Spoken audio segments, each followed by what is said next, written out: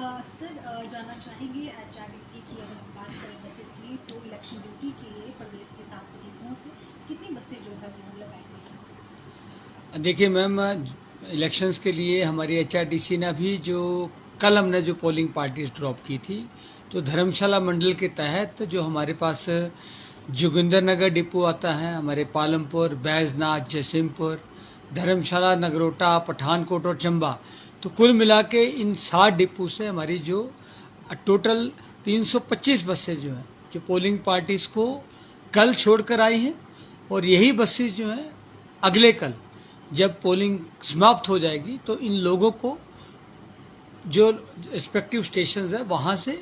Collection centre जहाँ जहाँ बनाए हुए हैं वहाँ पर वो ड्रॉप करेंगे। जो जो हमें रिक्वेजिशंस आई हुई है एसडीएम से कंसर्न्ड आरएम्स को, उन्हें निर्देश दिए गए हैं कि वो जैसे उन्होंने ड्रॉप किए हैं कल पोलिंग के बाद उनको वो कलेक्शन सेंटर्स में भी लेके आएंगे। और साथ में बताना चाहूँगा जो हमारे जितनी बटालियंस या जितने फोर्सेस के लोग जो बाहर से भी जो आए हैं उनका भी प्रोसेस पिछले 3-4-5 दिन से चला हुआ है। हमारे जितने आरएम्स हैं उनकी रिक्वायरमेंट्स हमारे कंसर्न्ड एसपी से आ रही हैं और हम लोगों ने उन्हें भी यहाँ पर लाए हैं। और अभी जब इलेक्शन खत्म हो जाएगा फर्स्ट के बाद, तो सेकंड से जैसे जैसे हमारे को रिक्वेजिशंस आनी शुरू हो गई हैं कंसर्न्ड एसपी ऑफिस से, तो हम उनके लिए भी बसेस प्रोवाइड कर रहे हैं। अगर सर किसी तरह की कोई दिक्कत आती है तो आरएम को क्या निर्देश आपकी ओर से दिए गए हैं? देखिए, ये पूरी व्यवस्था के लिए हमें एक कंट्रोल रूम बनाया है। एक कंट्रोल रूम हम मेरे ऑफिस में यहाँ पर डिविजनल ऑफिस में बनाया गया है, और साथ में ही जितने हमारे कंसर्न्ड आरएम्स हैं उन सब डिपोज में हमने कंट्रोल रूम स्थापित किया है, जो कि कल पूरा दिन काम करेगा और ये सुनिश्चित करेगा कि जो हमारी पोलिंग पार्टीज पोलिंग के बाद वो कलेक्शन सेंटर जब तक वापस नहीं आती है सारी पार्टीज, ये कंट्रोल रूम बिल्कुल व्यवस्थित तरीके से काम करेंगे और इंश्योर करेंगे कोई अगर प्रॉब्लम आती है, जो हमारा जो डीएम ऑफिस में हमने कंट्रोल रूम बनाया हुआ है उसमें बिल्कुल हम बढ़िया सा सुनिश्चित करेंगे कोई अगर प्रॉब्लम आती है तो हम उसको एमिकेबली सॉल्व कर पाए, ताकि जो इलेक्शन प्रोसेस की पार्टीज हैं वो कलेक्शन सेंटर तक बिल्कुल हिंड्रेंस फ्री जो है यहाँ पर पहुँच पाए। सर कोई नंबर भी जारी किया है?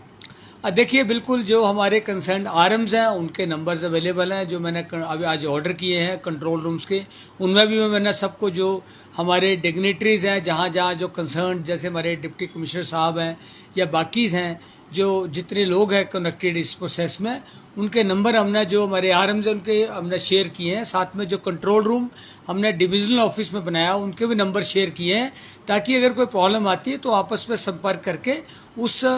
जो प्रॉब्लम है उसका समाधान निकल पाए और पोलिंग पार्टी जो आराम से कलेक्शन सेंटर तक पहुंच पाए। सर ऐसे में देखिए चुनावी ड्यूटी को लेकर के बसें रवाना हुई है, लेकिन बात करेंगे ग्रामीण क्षेत्रों के जो रूट है वो भी प्रभावित होंगे, तो किस तरीके से लोगों को दिक्कतें ना आए,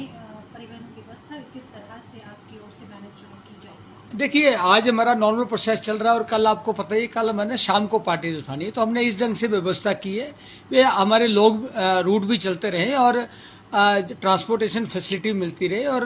पिछले कल भी किसी को कोई दिक्कत नहीं आई थी जब हमारे को 325 के करीब हमने बसेस जो है इलेक्शन के लिए कल लगाई थी, और अगले कल भी वो तो शाम को 6 बजे के बाद उठानी है। तो कल तो बिल्कुल हमारा दिन का प्रोसेस ठीक चलता रहेगा जो नॉर्मल हमारे रूट चलते हैं, और उसके बाद हम शाम के टाइम जो पोलिंग पार्टीज को लेके कलेक्शन सेंटर तक लेके आएंगे। तो ऑब्वियसली आरएम्स को निर्देश भी दिए हैं कि कम से कम जो हमारे लोकल रूट से बाकियों की जो व्यवस्था है वो भी ठीक चलती रहे। कोई रूट प्रभावित हुआ? देखिए मैम, ऑब्वियसली इतनी बसेज देनी है, रूट तो प्रभावित होते हैं, परंतु इस ढंग से किया है भी जहाँ जहाँ जरूरत है, जहाँ सिंगल बस है, लास्ट बस है, उसको मैनेज किया ताकि लोगों को कम से कम कोई प्रॉब्लम ना आए। सर इसी के साथ बात करेंगे एक कैशलेस सुविधा जो है वो एचआरटीसी बसों में शुरू होने वाली है, अभी तक का क्या स्टेटस है और कब तक इसे पूर्णतः लागू कर दिया जाएगा? देखिए मैम, मैं बताना चाहूँगा हमारे धर्मशाला मंडल के तहत अभी 3 डिपोज हैं जहाँ पर हमने अभी जो नई मशीन्स आई हैं इन्हें हमने दिया है। जैसे हमारा जो नगरोटा डिपो है, पालमपुर है और जो धर्मशाला है, इनमें हमने मशीन्स दे दी हैं। एनीओ मैं आपको बताना चाहूँगा इन डिपोज के बाद हम लोग बाकी डिपोज में भी देने वाले हैं। जो हमारा धर्मशाला है उसमें हमने 55 के करीब मशीन्स दे दी हैं, जो हमारा नगरोटा बगुआ है इसमें 25 दे दी हैं, और जो हमारा धर्मशाला में 55 है, नगरोटा में 25 है और पालमपुर में 80 मशीन्स दे दी हैं। साथ में मैं आपको बताना चाहूँगा जो हमारे जो प्रबंध निदेशक महोदय श्री रोहन ठाकुर जी, उन्होंने भी आदेश किए हैं, क्योंकि ये बहुत फ्रेंडली मशीन है। इसमें आप जो पेमेंट है वो आप जैसे नॉर्मल करते थे कि आप करेंसी नोट दे के करते थे, वो तो है ही है, जो कैश वाली सुविधा है। साथ में इसमें यूपीआई भी है। इसमें लोग क्रेडिट कार्ड से भी कर सकते हैं, डेबिट कार्ड से भी कर सकते हैं। और आज के ज़माने में आप देखते हैं कि लोग यूपीआई से ज़्यादा करते हैं, लोग पसंद करते हैं। तो इसको और ज़्यादा फ्रेंडली बनाने के लिए अभी साहब ने स्कीम लाए हैं, वो डिवीज़न लेवल पे स्कीम लगाए हैं कि जो कंडक्टर क्वार्टरली ज़्यादा से ज़्यादा कैशलेस ट्रांजेक्शंस करेगा, उसको डिवीज़न लेवल पे हर क्वार्टर, मतलब जो अप्रैल महीने से हमारा क्वार्टर शुरू हुआ है, उसको हम लोग जो है जो इनाम देंगे। कैसा इनाम रखा है, जो हमारे एमडी साहब ने आदेश किए हैं, उसमें ऐसा कहा गया है कि जो कंडक्टर सबसे ज़्यादा डिवीज़न में कैशलेस ट्रांजेक्शन्स करेगा 1 अप्रैल से 30 जून तक, उसके बाद अगले क्वार्टर में, उसके बाद अगले क्वार्टर में 31 दिसंबर तक जो करेगा उसे फर्स्ट प्राइज मिलेगा जूसर मिक्सर ग्राइंडर या एयर कूलर 5000 तक का, फर्स्ट प्राइज वाले को ये मिलेगा। सेकंड प्राइज जो है वो है इंडक्शन कुकर या प्रेशर कुकर 5 लीटर का, जिसकी कीमत 3000 रुपये तक होगी। और जो थर्ड कंडक्टर आएगा उसे ट्रॉली बैग दिया जाएगा 55 सेंटीमीटर का, या सीलिंग फैन दिया जाएगा 2000 रुपये तक का। तो ये जो